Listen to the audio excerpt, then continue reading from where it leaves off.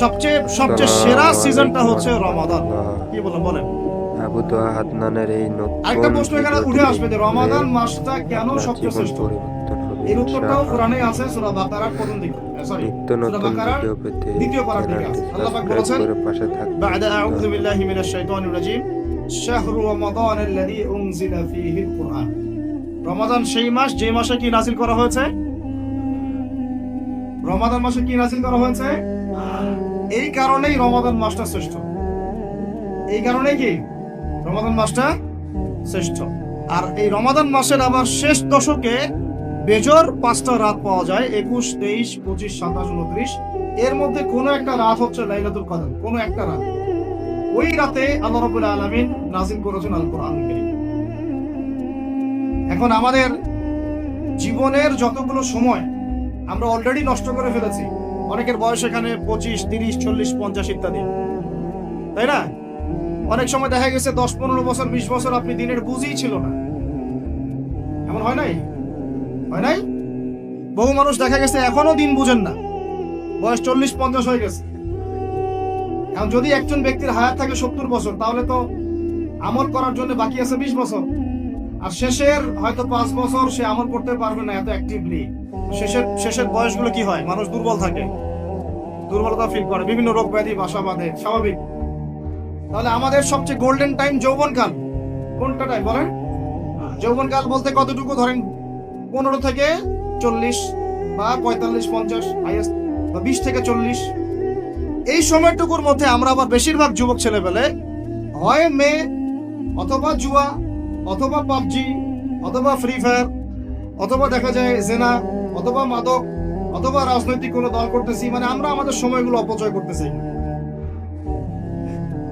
যুবকদের বেশিরভাগই। আর যারা এগুলো থেকে বাইরে ভাবছেন না আমি ভালো ছাত্র, পড়াশোনা করি ইত্যাদি ইত্যাদি, মাদ্রাসার কথা বলছি না আমি, আমাদের ভাইদের কথা বলছি, তারা আবার দেখা যায় এমন একটা ট্র্যাকে পড়াশোনা করেন, ওই যে বলতেছি যে 15 বছর পড়েন, 15 বছর পরেও 15টা সূরার আপনি তাফসীর জানেন না। 15টা হাদিস, আপনাকে মাফ করবেন আমি আঘাত করতে চাচ্ছি না, পেটে বোম মারলে 15টা হাদিস বের হয়। এটা কি বাস্তবতা না? কথা ঠিক না?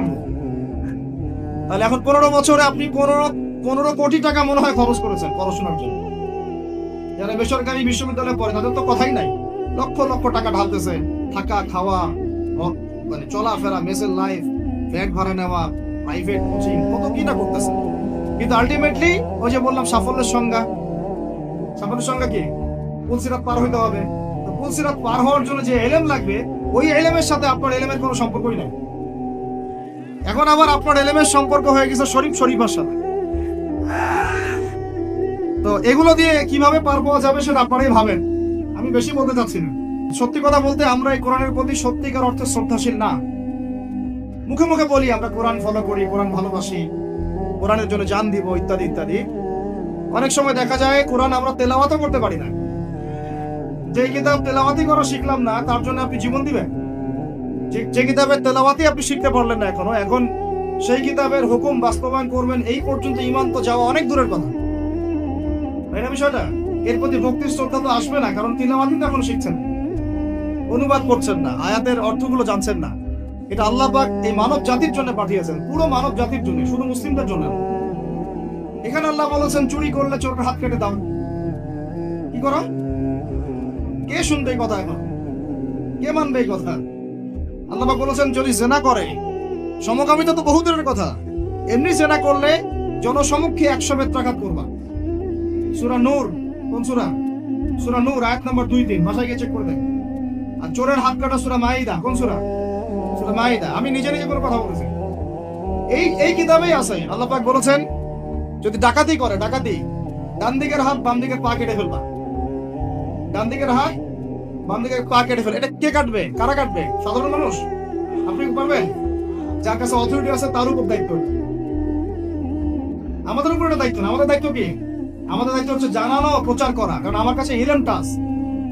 এরপরে যদি সে না করে, তার ফল সে ভোগ করবে, তার হিসাব সে দিবে। আমাদের কাছে এই পর্যন্ত শেষ, কুল্লু খালাস।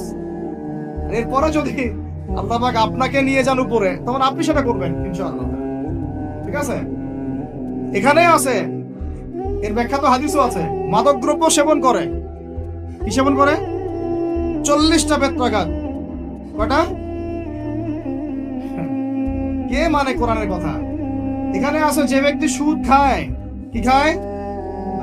আরো আসতে বলে, যে ব্যক্তি সুদ খায় সে যেন আল্লাহর সাথে যুদ্ধ করে, নবীর সাথে যুদ্ধ করে। আস্তে আস্তে বলতেছি না আমি কথাটা, কোরআনেই আছে। কে মানে কথা? কে মানে? নবীজি বলছেন সুদ যে ব্যক্তি ছাড়ে না সে যেন তার মায়ের সাথে জেনা করে। এগুলো এখন কে কাকে বাস করবেন? এগুলা কে শুনবে এই কথা? সুদী এনজিওর 6 লাখ দেশ ভরে, তারপরে এমন কোন গ্রাম নাই, এমন কোন শহর নাই, এমন কোন ব্যাংকিং সিস্টেম নাই যেখানে সুদ নাই। নবীজি বলছেন আমি সুদের সাথে সম্পৃক্ত 4 শ্রেণীর মানুষকে অভিশাপ দিয়ে গেলাম। নাউজুবিল্লাহ। আমাকে বুঝান তো, নবীর অভিশাপ নিয়ে কেউ জান্নাতে যাবে? হ্যাঁ, নবী কাউকে সাল্লাল্লাহু আলাইহি ওয়াসাল্লাম যদি কাউকে অভিশাপ দেয় ও জান্নাতে যেতে পারবে? এত সহজ। নবীজি বলছেন যে সুদ খায় আমি তাকে অভিশাপ দিলাম, যে সুদ দেয় আমি তাকে অভিশাপ দিচ্ছি। যে সুদ খায়ও না দেয়ও না কিন্তু সাক্ষী থাকে, কি থাকে? আমি তাকে অভিশাপ দিচ্ছি। আর যে ব্যক্তি সাক্ষীও থাকে না কিন্তু লিখে রাখে আমি তাকেও। বলেন তো এর মধ্যে পড়লো কিনা? পুরো সিস্টেমটা পড়ে নাই? আরো আছে এই যে মেয়েরা কি শুনতে পারতেছে? যেসব মেয়েরা পুরুষের পোশাক পরে, যেসব মেয়েরা পুরুষের পোশাক পরে, ট্রান্সজেন্ডার তো বহু দূরের কথা। ট্রান্সজেন্ডার মানে তো লিঙ্গ পরিবর্তন করতেছে, তাই না? ওর মনটা নাকি মেয়ে মেয়ে করে, মনটা নাকি ছেলে ছেলে করে। যাদের মনটা মেয়ে মেয়ে করে ওরা না হয় পুরুষাঙ্গ কাটে ফেলাই দিল, আর যাদের মনটা ছেলে ছেলে করে ওরা কি করবে?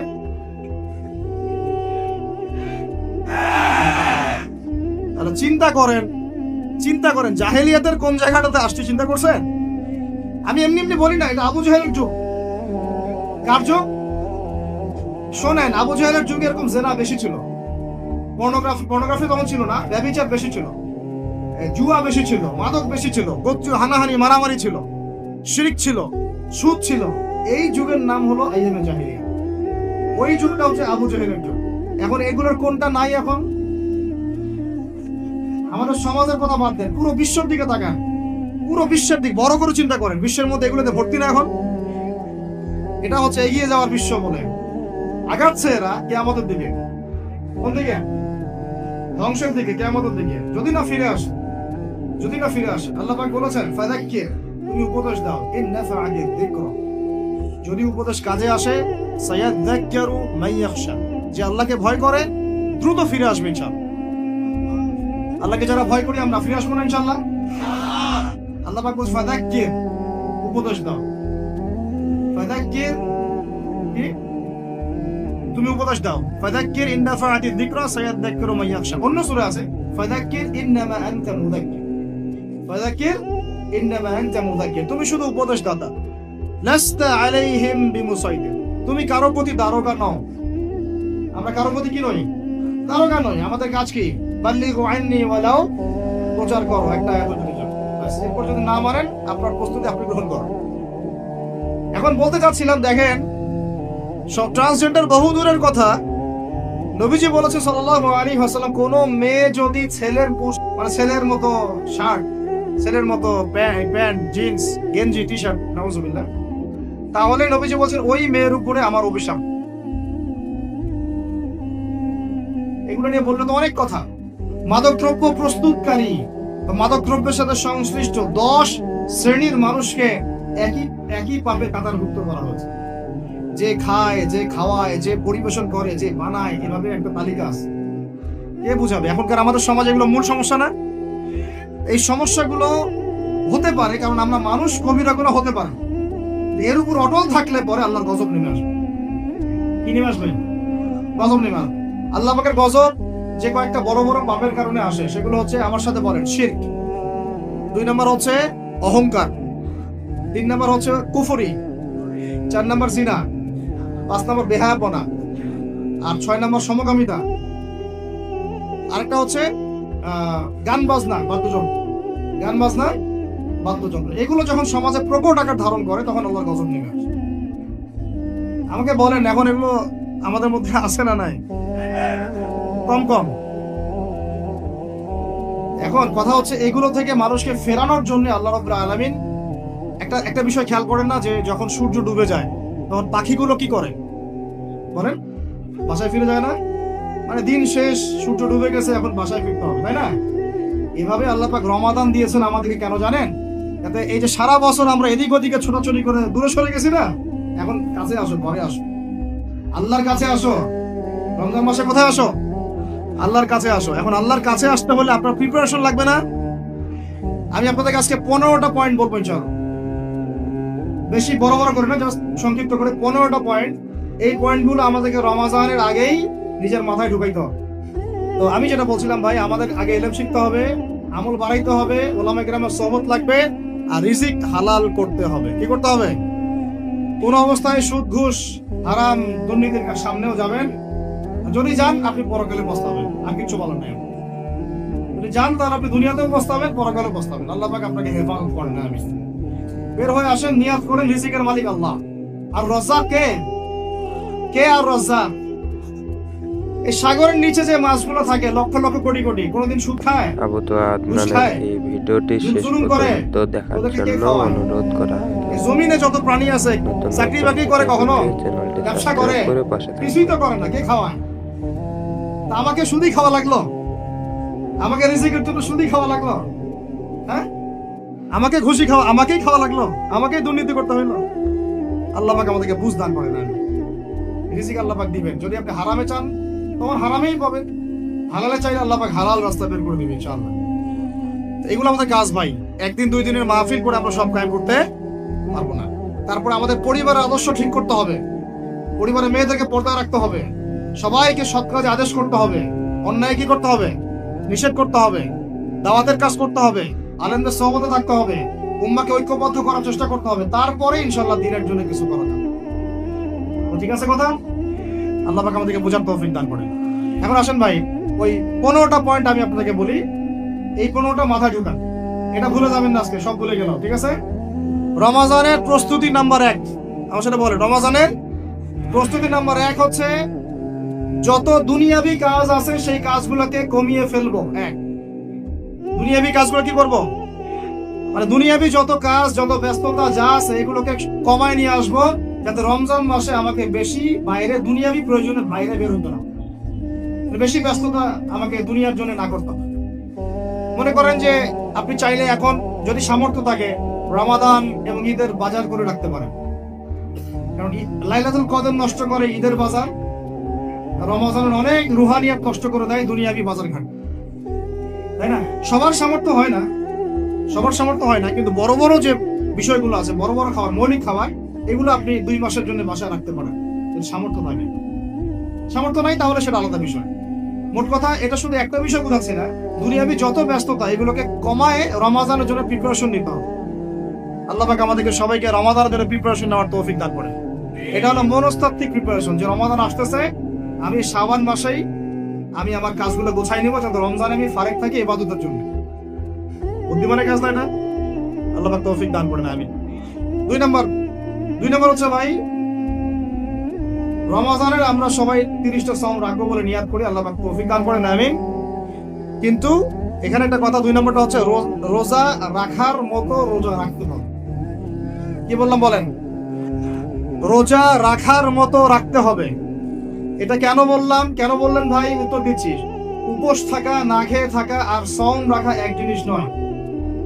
পানি ছেড়ে দেওয়া, খাবার ছেড়ে দেওয়া আর ইসলামী সাওম এক জিনিস নয়।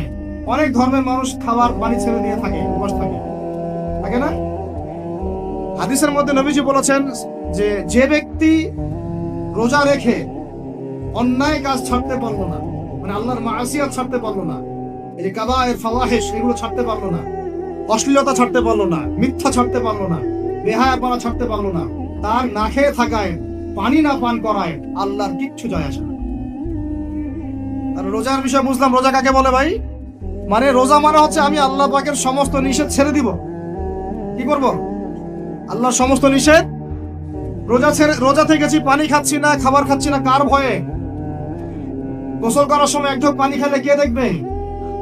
এই চেতনা তখন কাজ করে, তখন কাজ করে না? চুপ করে এক লোকমা ভাত খেলে কে দেখবে?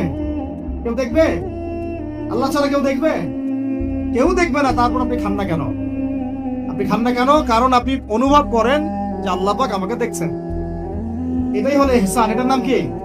ইহসান। এটাই বলা হচ্ছে হাদিসে জিবরিলের মধ্যে, আনতা আবুদুল্লাহ কাআন্নাকা তারাহ। তুমি এমন ভাবে আল্লাহর ইবাদত করো যেন তুমি আল্লাহকে দেখতে পাচ্ছ। ওয়া ইল্লাম তাকুন তারাহু, তুমি যদি আল্লাহকে দেখতে না পারো, জেনে রাখো ফাইন্নাহু ইয়ারাক, আল্লাহ পাক তোমাকে দেখছেন। এটাকে বলে আল্লাহ কনসিয়াসনেস বা ইহসান বা তাকওয়া। আর তাকওয়া হাহুনা, তাকওয়া কোথায়? এখানে। আপনি সাওমের আয়াতটা পড়েন, কুতিবা আলাইকুমুস সিয়াম কামা কুতিবা আলাল লাযিনা মিন ক্বাবলিকুম লাআল্লাকুম কি তাত্তাকুন। তোমাদের উপর সাওমকে ফরজ করা হয়েছে ঠিক যেমন করে আগের উম্মতদের উপরেও করা হয়েছিল। উদ্দেশ্য হচ্ছে লাআল্লাকুম তাত্তাকুন, যাতে করে তোমরা তাকওয়া অবলম্বন করতে। তাকওয়া মানে আল্লাহ কনসিয়াসনেস। এই যে আমি খাচ্ছি না, পান করতেছি না, আমি বিশ্বাস করি আল্লাহ আমাকে দেখতেছেন, এই তো। সেই বান্দা কেমন করে রমজান চলে গেলেই বেনামাজি থাকতে পারে? রমজান চলে গেলে কি আল্লাহ তাকে আর দেখে না? সেই বান্দা কিভাবে সুদ খায়, তখন কি আল্লাহ তাকে দেখে না? সেই বান্দা, একই বান্দা কিভাবে জেনা করতে পারে? মেয়েকে নিয়ে কেমন করে বাইকে ঘুরতে পারে? কেমন করে গায়রা মাহরামের সাথে আমরা ইয়ে করতে পারি, ফ্রি মিক্সিং করতে পারি? কেমন করে সে সমকামিতার দিকে ধাবিত হতে পারে? কেমন করে সে জুয়া খেলতে পারে? কেমন করে সে মাদক খাইতে পারে? কেমন করে সে আল্লাহ দ্রোহী আইন বাস্তবায়ন করতে পারে? যদি সে এটা চেতনা, এই চেতনা থাকে যে আল্লাহ আমাকে দেখছেন, এই চেতনাটাকে বদ্ধমূল করার জন্যই রমজান আসে। বলেন সুবহানাল্লাহ। আমি বুঝাতে পারলাম রোজা রাখার উদ্দেশ্যটা কি? ওই জিনিসটাকেই আমাদের ভিতরে ইনস্টল করাই হলো উদ্দেশ্য। লাআল্লাকুম, আমার সাথে বলেন লাআল্লাকুম তাত্তাকুন। তাকওয়া কি কিনতে পাওয়া যায় বাজারে? এই যে আল্লাহ পাক আমাকে দেখছেন, আমি খাবো না। আল্লাহ আমাকে দেখছেন, আমি পান করতে পারবো না, আমার রেস্ট্রিকশন আছে, পিপাসায় গলা ফেটে যাচ্ছে একেবারে রোদের মধ্যে, তাও খাচ্ছি না। কেন? কার ভয়ে? ওইটাই জীবনের সব ক্ষেত্রে বাস্তবায়ন করার জন্যই রমজান আসে। বুঝতে পারি নাই মনে? ওই চেতনাটাই, একই চেতনাটাই জীবনের সবগুলো কাজে বাস্তবায়ন করার জন্য কি আসে? রমাদানের সওম আসে। আমরা শুধু রোজার ফজিলত নিয়ে বয়ান করি, রোজা রাখলে 70 গুণ নেকি হবে না, 70 গুণ হবে, 700 গুণ বাড়াই দিবে। মূল কথা ফজিলত তো ফজিলত পাবোই, মূল কথা এইটা, তাকেও অবলম্বন করতে হবে। আল্লাহ পাক আমাদেরকে তৌফিক দান করেন। কয়টা বলছি বলেন ভাই? 2টা মনে থাকবে। 1, দুনিয়াবি কাজ কমায় ফেলা। 2, কি রোজা রাখার মতো রাখা। 3 নাম্বার হচ্ছে, এটা আমার নিজস্ব একটা পরামর্শ আর কি। 3 নাম্বার হচ্ছে রোজা রাখার জন্য আমাদের সাহারি করতে হয়, ইফতার করতে হয়। এই তো আল্লাহর ওয়াস্তে সাহারি এবং ইফতারে মুসলমানের মতো খাবার খাবেন, জানোয়ারের মতো খাবার খাবেন। সাহারি এবং ইফতার এই দুটোতে কি খাবেন? মুসলমানের, মুমিনের মতো খাবার খাবেন, জানোয়ারের মতো খাবার খাবেন। আল্লাহ পাক বোঝার তৌফিক দান করেন। মানে আমরা কিন্তু সাহারিতে কি করি জানেন? 60 পেট খাই। কয় পেট? নবীজি বলেছেন খাবে পেটের 1 ভাগ খাবার, 1 ভাগ পানি, 1 ভাগ, আবার বলি 1 ভাগ খাবার, 1 ভাগ পানি, 1 ভাগ। কার পেট খালি আছে এখন খাওয়ার সময়? খাওয়ার টেবিলে আমাদের ওস্তাদরা বলেন যে মুসলিম উম্মাহ, আমাদের ওস্তাদরা বলেন যে মুসলিম উম্মাহ খাবার টেবিলে হেরে গেছে, সে কখনো জিহাদের মাঠে জিততে পারবে না। বুঝতে পারেননি? বুঝতে পারলাম না মনে হয়। যারা খাবারের টেবিলেই হেরে গেছি, এখানেই তো আপনি শুনলাম আমি খাইতে পারতেছেন না, প্রবৃত্তির কাছে হেরে গেলেন, গপ গপ গপ গপ করে খাচ্ছি 7 পেট ভর্তি করে। এখানে তো খাবারের সামনে হেরে গেলাম, প্রবৃত্তির সামনে। সে আবার কাফেরদের সাথে জিতবে কেমনে? জিতবে? আগে নিজের প্রবৃত্তির উপর জিহাদে তো জিততে হবে। আমার মন চাচ্ছে না করি, করবো না, এটার নাম জিহাদ। এটাও জিহাদ। মন চাচ্ছে সুদ খাই, একটু খাবো না, এটার নাম কি? মন চাচ্ছে নামাজ না পড়ি, ঘুমাই থাকি, মন চাচ্ছে না, মন বলতেছে ঘুমাই ঘুমাই ঘুমাই, কিন্তু নামাজ পড়তে হবে।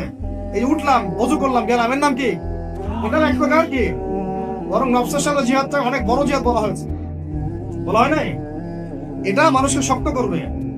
একটা মেয়ে সেটা প্রেম করতে মন চায়, করবো না, ওকে দেখবো না, যাবো না কাছে, এটা এর শক্ত থাকার নাম কি? এটা মনে নফসের সাথে কি বুঝেন? আল্লাহ পাক আমাদেরকে নফস শক্ত করার তৌফিক দান করেন। তো ভাই, খাবার ইফতারেও এভাবে 7 পেট খাবেন না, সারিতেও খাবো না, কথা করি তো ইনশাআল্লাহ। শোনেন, পরিমিত খাবেন, পুষ্টিকর খাবার খাবেন। পরিমিত খাবেন কিন্তু পুষ্টিকর খাবার খাবেন, তাহলে যথেষ্ট হবে ইনশাআল্লাহ। এখনকার যে খাবার, এতে বেশিরভাগই ভেজাল।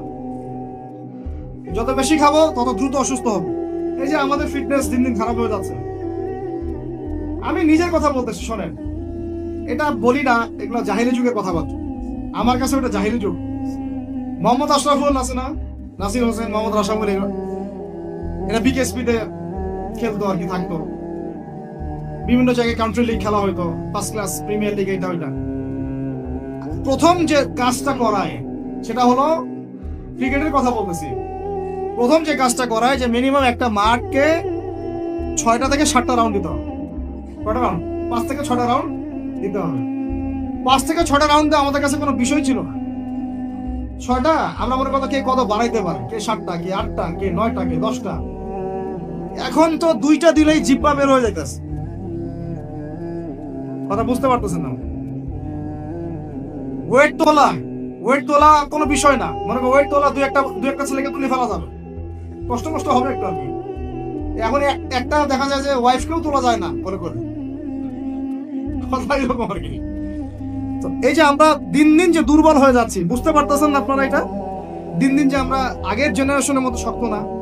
আমাদের দাদারা, তার দাদারা যেরকম স্ট্রং ছিলেন, আমাদের ইয়াংরাও কিন্তু অত স্ট্রং না।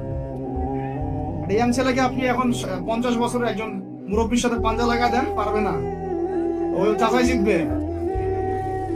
এটার কারণ হচ্ছে ভেজাল খাবার, ভেজাল পরিবেশ, ভেজাল সবকিছু। আমরা যা খাচ্ছি বেশিরভাগই বিষ। আর আল্লাহর কসম, এগুলো মনিটর করার দায়িত্ব সরকারের, এগুলো মনিটর করার দায়িত্ব প্রশাসনের।